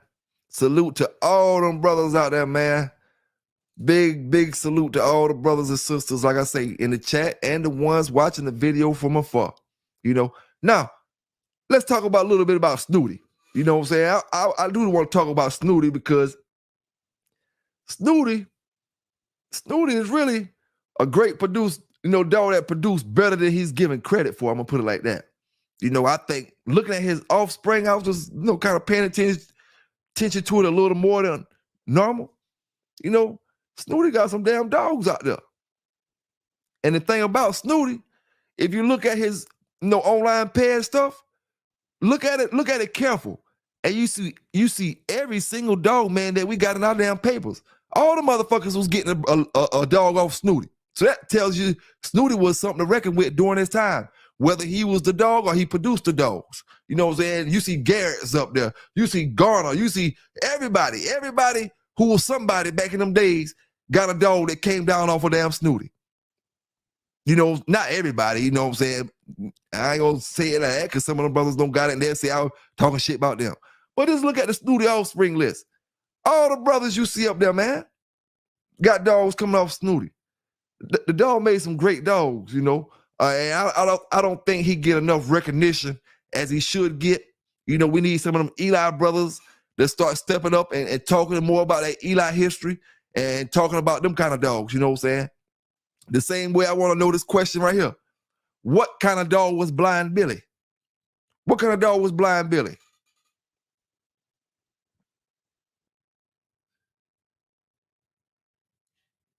You know, and we talking about the same Blind Billy.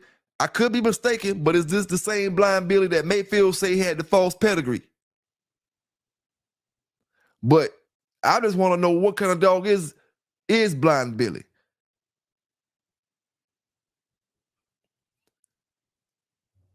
And why, you know, why did we start using the way we use bloodlines and say different, like say we say Garner when it comes to his dogs. We say Red Boy when it comes to his dogs. But what happened to all the people before that? We don't use none of their names the same ways that we use Red Boy, Garner. I'm gonna put my name out there, PBK. Anybody who got a kennel, you know, from the old school names that's out there, we don't use the names like before Snooty, the Hansel and all them brothers. They had the Hubbard, you know, all the dogs. We don't use them as bloodlines and speak of them as bloodlines the way we speak on these brothers or the brothers from the 80s, the late 70s, the 80s, and the 90s. You know, whether we use their name or whether we use their kennel name. Oh, yeah, Vernon. Hey, Vernon Starr, thanks for reminding me, dog. He said the Carolinas love that Mims Snooty stuff. Hey, man, that's one of the names I see. Brother Mims was up there heavy on that Snooty stuff. You know what I'm saying? Up there heavy. You know, my boy P, he had a good Snooty dog back in the days. He had a good Snooty one, Red Nose. I'm not sure how he was bred, but I know he had some Snooty stuff in him. But hell, that's like saying, hell, all the Chinaman stuff got Snooty in him. So shit, I really need to know how he was bred before I speak on him. But yeah, that Mims, man, Mims love that Snooty stuff. And that all that tells me, man, is Snooty was a hellified dog in his era. You know what I'm saying? He was a hellified dog, and the word got around because all them boys had some of that stuff. All of them had some of it. Full Bite say all that shit is Debo. So you think they would have been calling it a Debo dog? Back in them days, they'd be like, oh, I got a Debo dog. You know, that's probably what they were saying. I got a Debo dog or something like that. But why wasn't they calling the Debo a bounce dog? But they maybe was doing it, you know. I never liked the Snooty stuff either, man. Eli Monster. I never liked the Snooty stuff either. But when I look at it, you know, when I look at his offspring and I look at all the stuff that's up there, you know, the proof is in the pudding.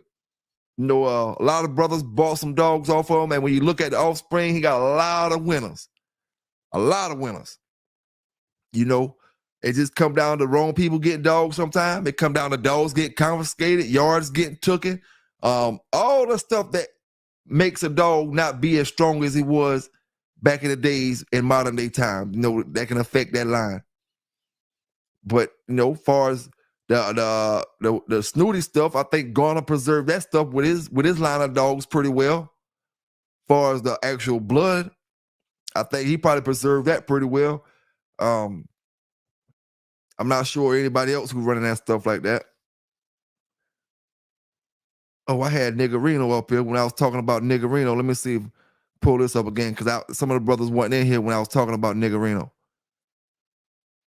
Let me see. Yeah, I was talking about Niggerino and his offspring, man. Most of the dogs that he was bred to were Eli dogs. So when brothers ask me what I think about the Niggerino stuff, and I'm answering, I don't really like it. But at the end of the day, I can't really answer it fairly because I haven't really seen, you know, I only seen what they put out there. And then when I never seen a dog directly off Niggerino. So when you add the Red Boy, the Jeep, or whatever you got, and with the Niggerino that's not coming directly off that stuff, there's no telling how it turn out. I'm talking about dogs bred directly to Niggerino, these famous dogs. You know, most of the ones that's famous are more Eli dogs.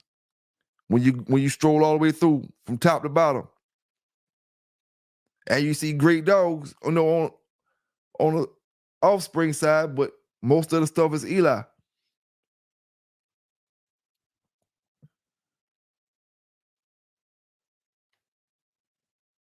Now Niggerino looked great. If it was a dog that y'all could say off of Niggerino, that was his exact replica, do you know who that dog will be? Niggerino offspring that look exactly like Niggerino.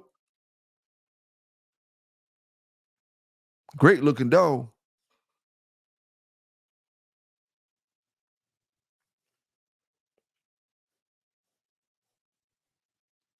So I guess Niggerino will be a pure Eli dog with a little bit of something else on the bottom, a little bit of that Heinzel Gringo on the bottom. So that's what Niggerino will be, an Eli dog?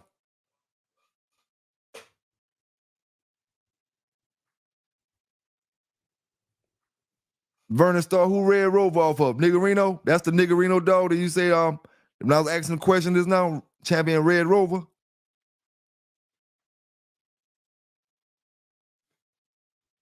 Let me go back to his offspring.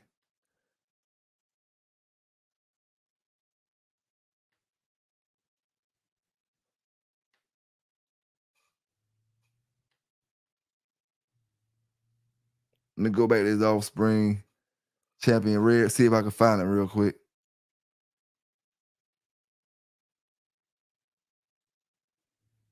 Might not even be up here. Everybody don't put their dogs on online pairs. Or it might be under another name.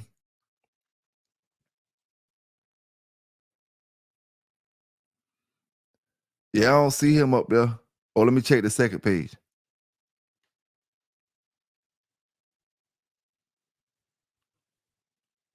Yeah, I don't see him up there, bro. But, that don't mean shit because he ain't up here on online pairs.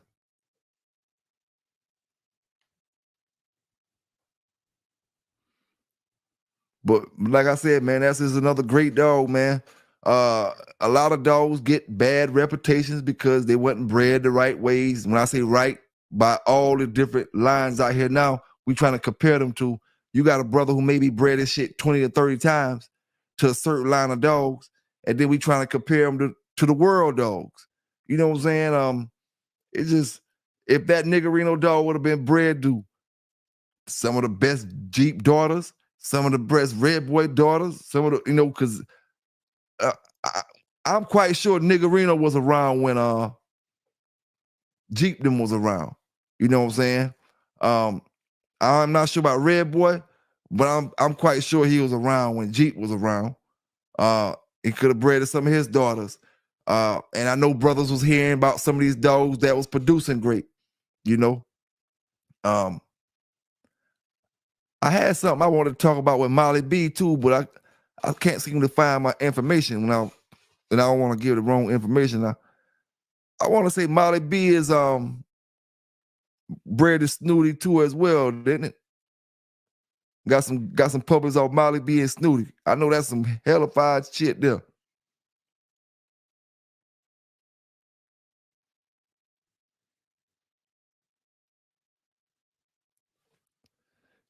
Yeah, I only seen a couple Niggerino dogs like back in the days. I ain't really, and I think that came from Wildside.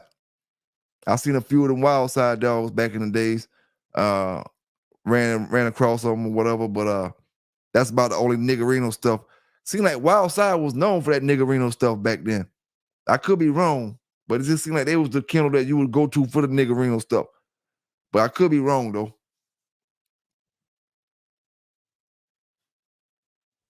And the dude Cates. Big Frederick, what's going on? Salute to you. In the woods, salute to you. Thanks for dropping in tonight. Appreciate you, big homie. Yes, sir, man. Salute everybody with all the lines out there. You know what I'm saying? Red Boy, Jocko, Jeep, Eli, Sorrells, Bolio, whatever you got.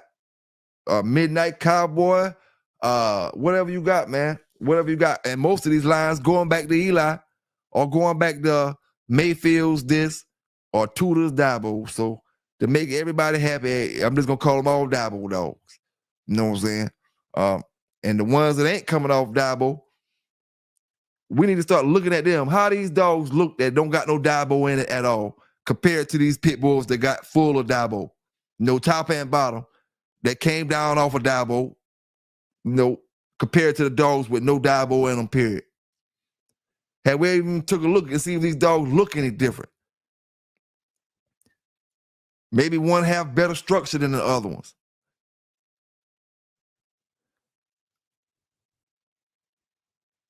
Let me see. Eli Monster say Townsend told me Cujo was much better producer than Red Rover. Now I heard of Cujo, but I didn't hear Red Rover. But I'm gonna do some looking up over the next couple of days. Molly B was a man biter.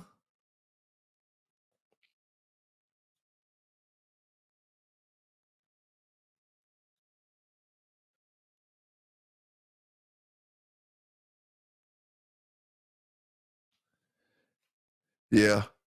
Everything I ever heard about Molly B was nothing but good stuff. You ain't never heard nothing bad about her. I ain't never even heard that she, as far as breeding wise, I guess she took care of puppies, but I ain't never heard nothing bad about Molly B. And I ain't never heard nothing about nobody with an offspring that does what she did. Can't say brothers ain't got it. Can't say brothers ain't got it. Because I know they got it. I'm just talking about I haven't ran across a story where brothers told me one of Molly B daughters or Molly B sons outside of, that was really acting like Molly B. But like I said, she bred, I know she bred a Snooty. I forgot what the son name was or the daughter name was. So you never know, man. Oh, somebody stole her. She couldn't be a people biter. Somebody stole her. Yeah.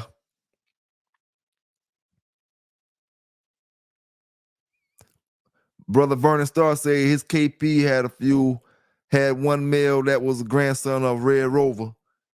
Took him to almost 3 before he fired up. Once he did, he was a stifle eater.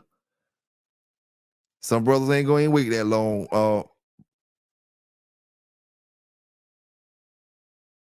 Wait that long, sometimes you get you a good one though, man. When you wait, some brothers gonna wait because they know it. They just know it's gonna be what happen one day. It ain't happening today, but it's gonna happen. You know what I'm saying? It's gonna happen.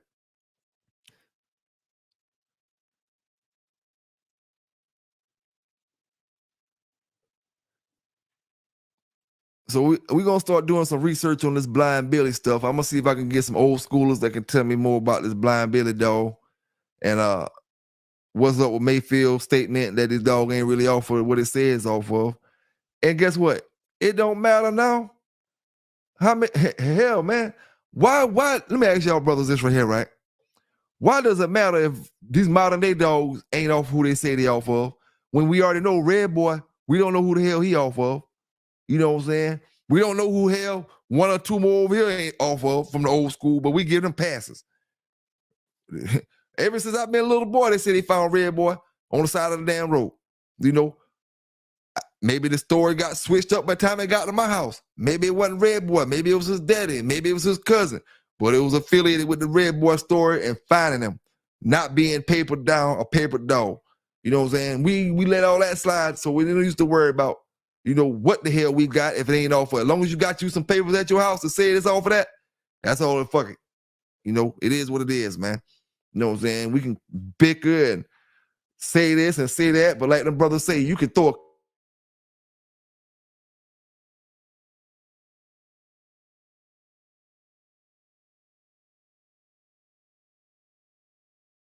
Honey Bunch, Frederick. Now, Honey Bunch, a lot of brothers talk, shit, that's Jeep stuff, man. Hell, everybody got Honey Bunch, you got some Jeep stuff. Honey Bunch and Molly B, what y'all think about that? I think Molly B probably would have killed Honey Bunch. Reason why I say that, you ain't never heard no bad stuff about Molly B, but you done heard I done heard some stuff about Honey Bunch in the bushes, you know what I'm saying? When shaking the bushes, I done heard a few things about Honey Bunch. I ain't never heard nothing about Molly B.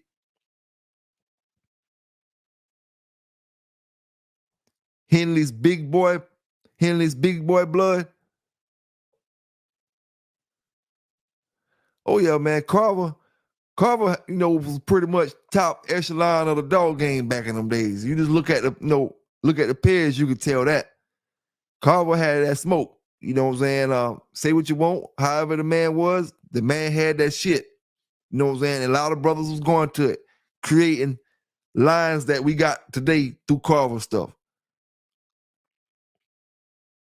Each man played their own part when it comes to this game, man. From Kobe to the next man, from Lightner to Kobe to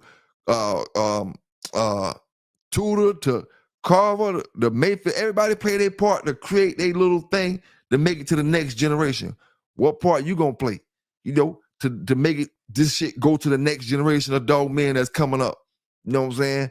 Them brothers all did their little part and passed it on. Did their little part and passed it on. Hey, now I say how Honey Bunch bred, who knows? Carver knows you right. Them brothers back then who had them dogs, they sent back the ones who still living, they laughing at our ass. The ones who dead, they ain't thinking about it. But the ones who living, they sent back laughing. Them boys be going crazy out there about them pedigrees, only if they knew. Red Boy was off a Beagle Hound, Mayday. This dog was off of a little older than Mayday. These dogs off of this and these dogs off of that. Man, only them old schoolers gonna know, man. But the thing about it, when they did that back in the days, they did it for a reason, and it wasn't the papers. If you can best believe, if them brothers did any crossing with anything, I'm talking about in the 70s, 60s, and beyond, if they crossed to anything, it ain't had nothing to do with no damn papers. You can bet your bottom dollar it had something to do with some action. Lights, cameras, action. That La Posse blood super solid. Socrates say, my homeboy had a La Posse dog, the last one I seen not too long ago. The bitch had a naturally ripped body. I'm talking about I could take it to a show and do pretty good, probably. I don't know. Straight off the chain, she got a natural tuck. She just had that body frame, you know what I'm saying? Skinny looking dog. She ain't had no real big bones, could cost her, but kind of skinny dog. She was like a seal color. But man, she looked good as hell though. I ain't gonna lie to you. That dog looked good, and she was firecracker on the chain, running back and forth all day long on the chain. She was probably about, I'm gonna say about a good 30, maybe 35 pounds, somewhere around that area.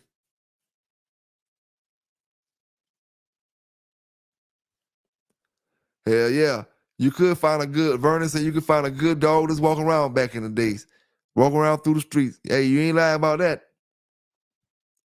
You ain't lying about that.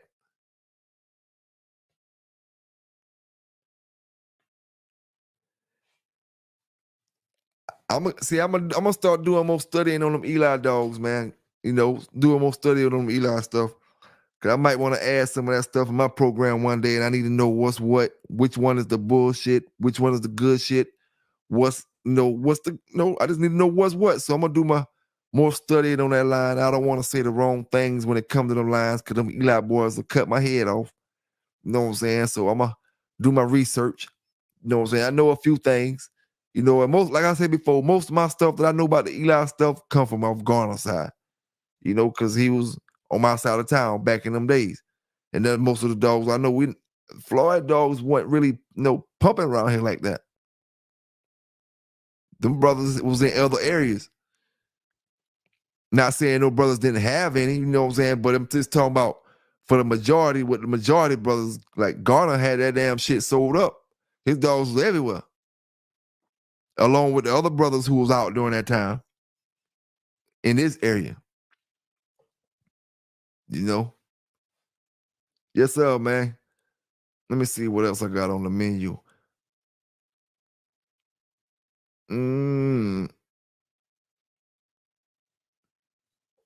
Yeah, man, I think I might be about covered everything, man. We're going to take this thing to 2 hours, though. I want to send a salute to my brothers down in the chat.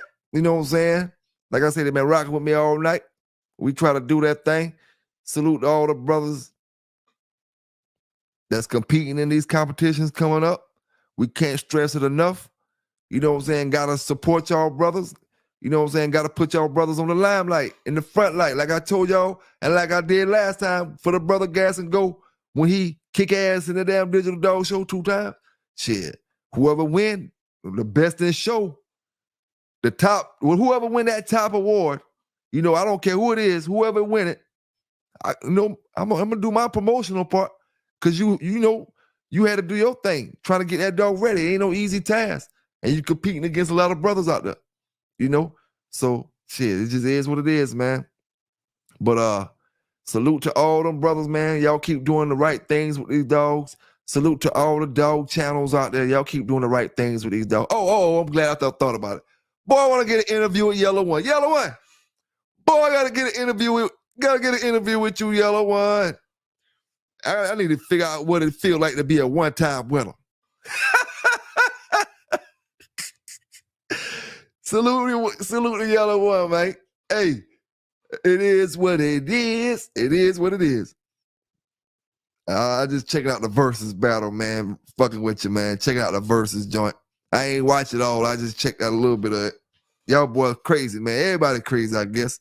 I guess that's the way folk feel.